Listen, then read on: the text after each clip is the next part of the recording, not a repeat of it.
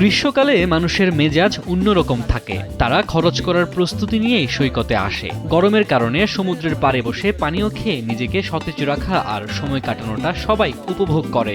এবার সৈকতে প্রচুর ভিড় হবে বলে আমি মনে করি।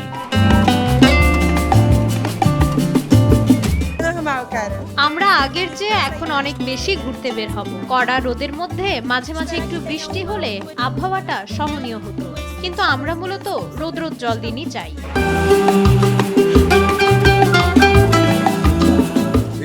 গ্রীষ্মকাল আমাদের ব্যবসার জন্য খুবই ভালো সময়। এবার গরমের তীব্রতা দেখে আমরা বেশ আশাবাদী যে আমাদের বিক্রি অনেক বাড়বে।